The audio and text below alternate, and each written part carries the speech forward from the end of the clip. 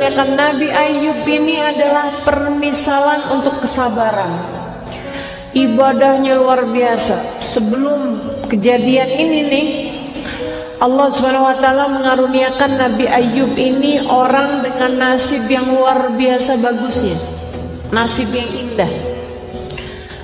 Mukanya cakep, badannya sehat, kuat, punya istri beberapa orang, punya anak beberapa orang, anaknya lucu-lucu, cakep-cakep, ganteng-ganteng, cantik-cantik, istrinya juga begitu cantik-cantik. Kemudian lagi hartanya alhamdulillah melimpah ruah, kerja nggak susah.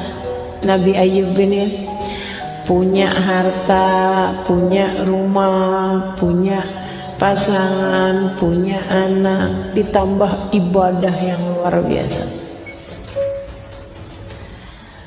Allah banggain ibadahnya Nabi Ayub di antara para malaikat. Kata Allah, liatin tuh hambaku Ayub, Masya Allah, ibadahnya luar biasa, penuh syukur kepadaku. Kata malaikat, iya ya Allah, Masya Allah.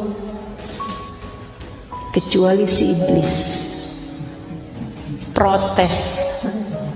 Ini kalau ada orang modelnya protesan, suudonan, ini kayak siapa nih? Kata iblis gini, iyalah, ya iyalah ya Allah. Dia pasti aja ibadahnya hebat, ibadahnya bagus, kagak ada yang dipikirin. Semua mau dia punya, gitu ya. Ini yang suka janji-janji, ya Allah kalau saya udah kawin ya Allah, saya akan ibadah lebih rajin ya Allah. Jangan begitu ya. Sekarang keadaan kita yang sekarang, tuh dibenerin, dibagusin ibadahnya. Jangan tunda-tunda, nunggu-nunggu kalau begini dia akan begini gitu ya. Gak ada. Yang sekarang siapapun kita harus menjadi hamba Allah yang solehah. Nabi Ayub digituin tuh sama si iblis. Ya pasti, lagian ya Allah, Engkau kagumi kesyukurannya. Ya iyalah, dia bersyukur, semuanya dia punya, semuanya dia ada. Lain urusan kalau dia jadi miskin. Allah mau tunjukin sama si iblis bahwa hambaku tidak terpengaruh dengan materi. Mudah-mudahan kita jadi kayak begitu. Orang-orang yang dalam keadaan miskin tahan, dalam keadaan kaya juga tahan. Karena ada orang yang nggak tahanan. Ada yang nggak tahan miskin, begitu miskin jadi jahat. Ya kan gitu ya? Ada juga yang nggak tahan kaya, begitu kaya jadi jahat. Yang korupsi itu udah kaya atau masih miskin? Udah kaya, korupsi. Yang maling ayam kaya atau miskin? Miskin.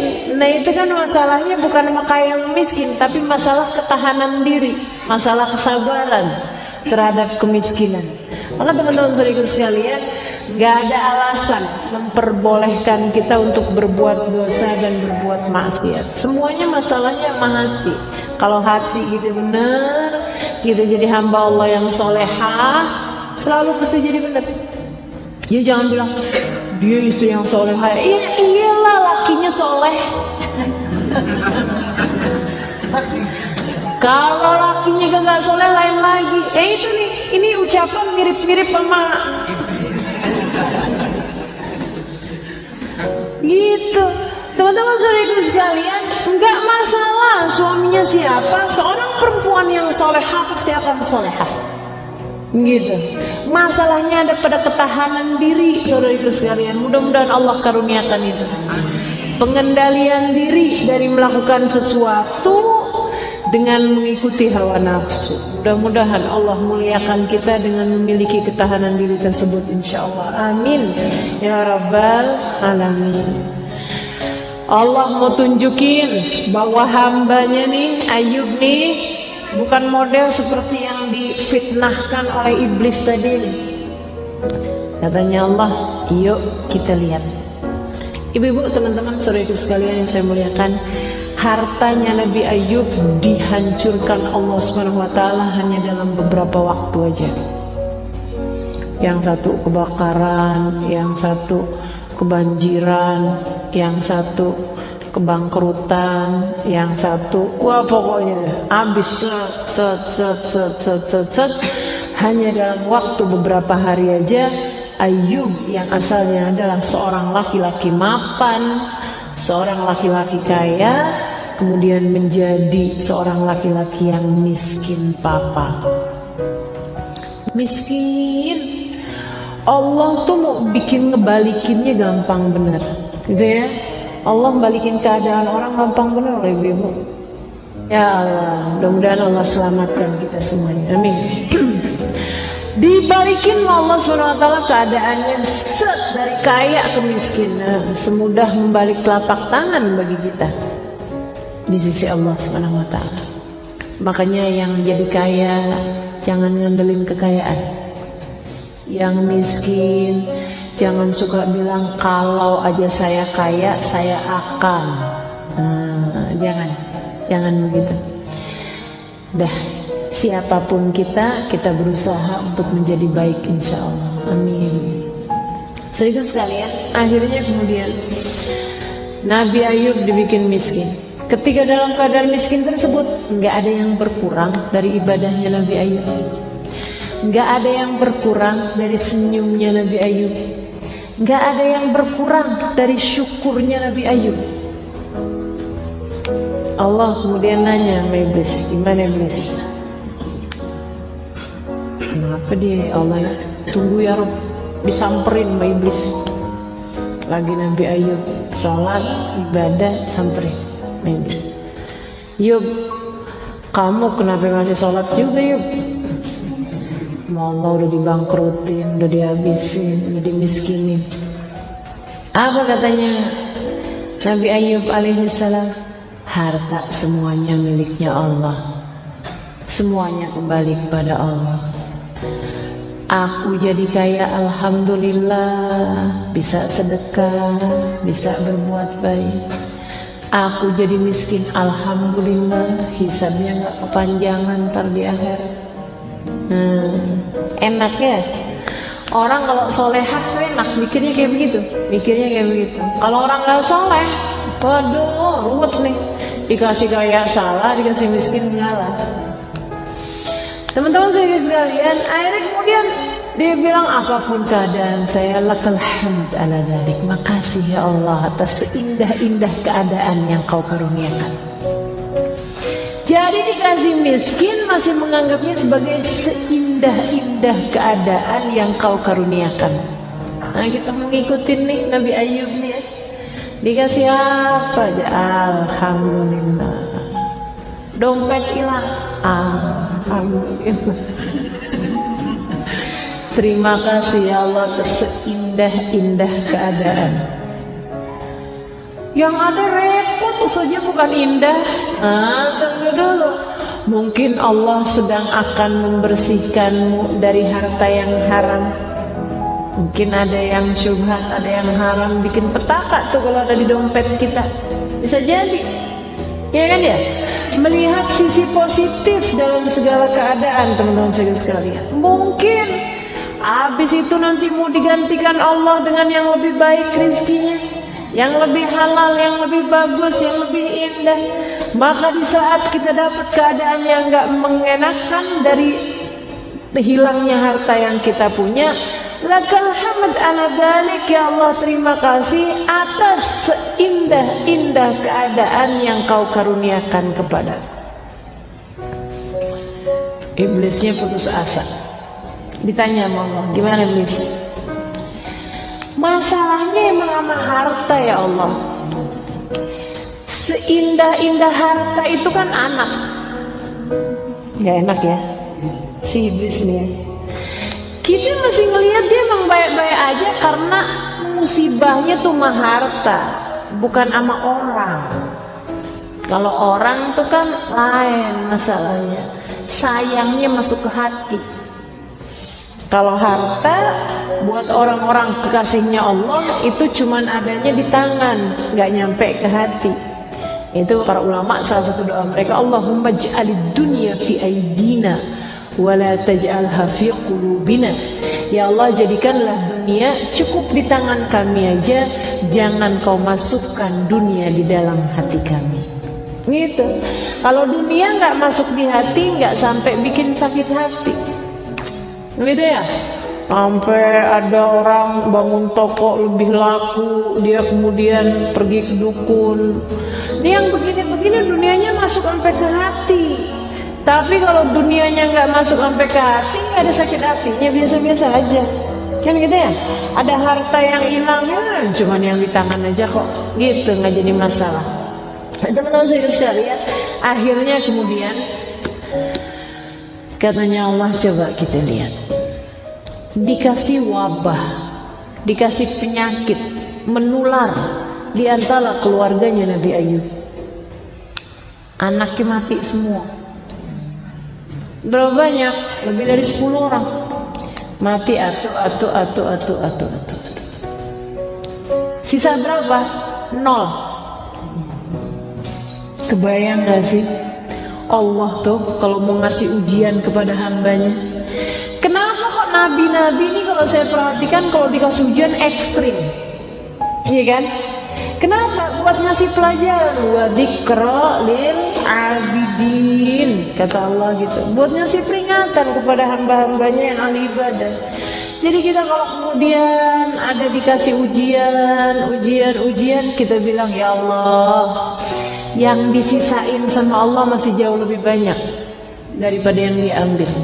Kita kalau kehilangan dompet, alhamdulillah dompet doang yang hilang, rumah masih ada, ya kan gitu ya, yang lain-lain masih ada. Selalu kita kalau dikasih ujian sama Allah, yang diambil sama yang disisain masih banyakan yang disisain. Coba perhatiin. Makanya katanya Sayyidina Umar bin Khattab, kamu kalau dikasih ujian dunia harus ingat bahwa yang disisakan oleh Allah SWT jauh lebih banyak daripada yang dia ambil dari kita. Teman-teman sekalian, Nabi Allah Ayub dikasih ujian dari harta melimpah ruah menjadi 0, nggak punya sama sekali. Sampai buat makan sehari-hari aja susah, sampai habis bener-bener.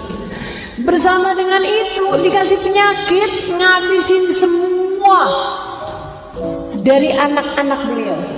Istrinya nggak tahan, udah anaknya mati, hartanya kagak ada. Akhirnya kemudian ada yang minta cerai, ada yang meninggal, gitu ya. Banyakannya minta cerai, kecuali 1 orang istri aja. 1 orang istri yang bertahan. Siapa namanya? Rahmah. Nah, saya tahu nih istrinya nih. Kalau istri-istri yang minta cerai siapa namanya? Kagak kenal. Karena saya suka mempelajarinya yang soleh-solehahnya aja, iya nggak?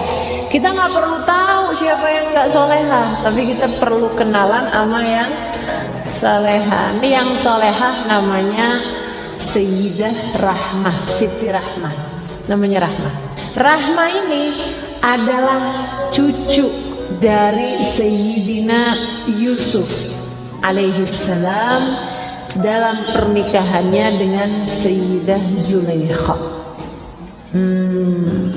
Siti Zulaikha itu kawin sama Nabi Yusuf alaihissalam, punya anak, gitu ya. Kemudian anaknya tersebut punya anak perempuan namanya Siti Rahmah yang menikah dengan Nabi Allah Ayub.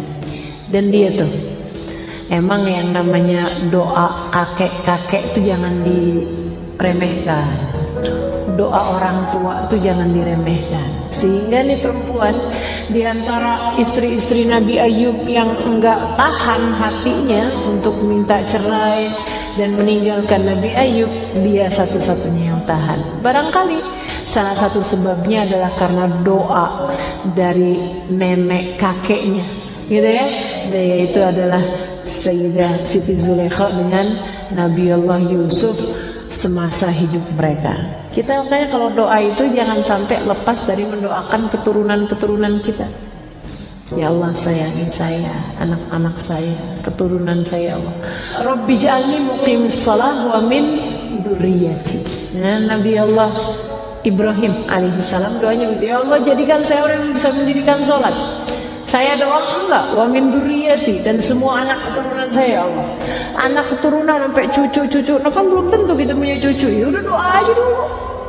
Sehingga kalau nanti ada cucunya, udah siap jadi anak soleh. Kan gitu ya, bawah-bawah kita gitu. Ya ampun saja, masa sih kita mau doain anak kawin aja belum? Gak apa-apa, didoain aja dulu. Saya gitu, saya mau doain anak-anak saya. Mana anak-anaknya? Belum ada. Tapi seenggaknya kalau nanti mereka ada, mereka sudah siap untuk menjadi orang-orang soleh dengan berkah doa orang tuanya. Kan begitu? Teman-teman sekalian, Nabi Allah Ibrahim alaihissalam doa Rabbi ja'alni muqimis shalah wa min dzurriyyati dari sebelum beliau punya anak. Ya udah doanya bukan cuma anak, sampai cucu, sampai keturunan ke bawah. Makanya jangan berhenti mendoakan keluarga kita, bahkan anak cucu kita dari sejak sekarang. Itu hasilnya nanti itu. Di antara istri-istrinya Nabi Ayub yang gak tahan, ada yang tahan, yaitu Sayyidah Rahmah atau Siti Rahmah ini barangkali seperti yang tadi saya bilang adalah disebabkan keberkahan doa para orang-orang tuanya di masa lampau. Gitu. Satu doang nih yang bertahan, miskin, nggak punya apa-apa. Segitunya nguburin anak satu, Nabi Ayub sedih. Tapi habis itu alhamdulillah ala kulli hal. Tiap dengar kabar anakmu yang satu lagi meninggal dunia, alhamdulillah ala kulli hal. Hampir tiap hari nguburin anak atu. Gitu makanya ya, kalau lagi datang musibah berat-berat kita ingetin, ya Allah, Nabi Ayub sabarnya luar biasa. Nunjukin kepada kita caranya ngadepin ujian. Alhamdulillah ala kulli hal. Gitu. Sehingga sekalian, ibadah gak kurang, syukur gak kurang. Tiap keadaan apa aja, ya Allah terima kasih atas keadaan indah yang kau berikan. Terima kasih atas seindah-indah keadaan. Gimana iblis? Iblisnya nyamperin Nabi Ayub. Yub, kenapa sih Yub masih ibadah aja Yub? Bukannya anak udah pada habis Yub? Katanya Nabi Ayub, alhamdulillah. Maksudnya gimana Yub? Mereka di sisi Allah pasti jauh lebih bahagia. Gitu ya, luar biasa bener ya Nabi Ayub. Allah memberikan seindah-indah keadaan kepada mereka dan seindah-indah keadaan kepada saya. Saya juga emang lagi kesulitan menafkahi, jadinya sekarang anak-anak gak ada. Alhamdulillah, dinikmatin, disenengin, dikasih rezeki langsung sama Allah. Apa yang gak saya syukuri? Iblisnya iya juga sih. Ini kan kalau kita mau nyari sisi-sisi positif dalam setiap keadaan yang paling gak enak sekalipun pasti ketemu, teman-teman. Masalahnya tinggal sudut pandang, mau melihat kemana gitu. Masalahnya ada pada keindahan memandang segala sesuatu.